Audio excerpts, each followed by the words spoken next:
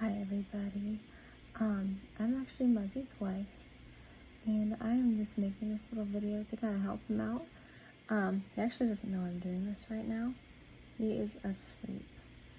But a few years ago, he made some really funny videos where he would prank call churches that weren't following the biblical teachings. And so a few years ago, he made a two-part where he called the same church.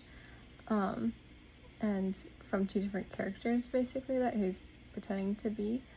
I'm gonna obviously cut out the church's name and stuff, but it's really funny. So there's gonna be two parts, so make sure you stay tuned for that second one. Hopefully he posts these. I guess we'll find out. Possible. Thank you and have a wonderful day. Hey man, Pastor Nathan, man. My name's Juju, you know what I'm saying? And I got locked up in the pen, you know. And before I came up there, I was Presbyterian, you know. I was Presbyterian, and I went up in the jail. And I went back in the day, you know what I'm saying, when all that faggot stuff wasn't okay, you know. And so when I was in prison, you know, I was trying to get right with God and all this stuff. And I saw this I'm trying to be, you know, because I know the church okay with that now. I saw this homosexual dude, you know what I'm saying, while in the shower. And he had blue hair, you know, and I was just thinking, you know, I was looking at him thinking, that blue hair stuff really make God mad. So I shanked him, you know what I'm saying?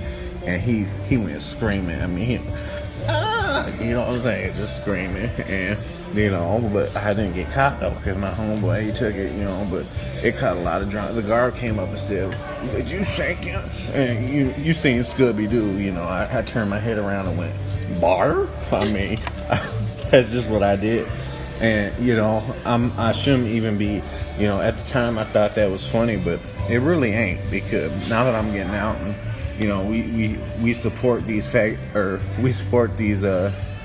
homosexual, you know, I'm trying to get right and get forgiveness for what I did. So, you know what I'm saying, I'm thinking of stopping up in there. You know, my parole officer said it's okay if I go to church. So yeah, thanks, man. I mean, we just appreciate what you do, and you know, it's cool that God still speaks after all this time. Like, you know, for 2,000 years being gay wasn't okay, and then all of a sudden, you know, I don't know, somebody had a vision or something, man, and all of a sudden it was okay. That's cool that you know, it's cool that God still works. So thank you, man.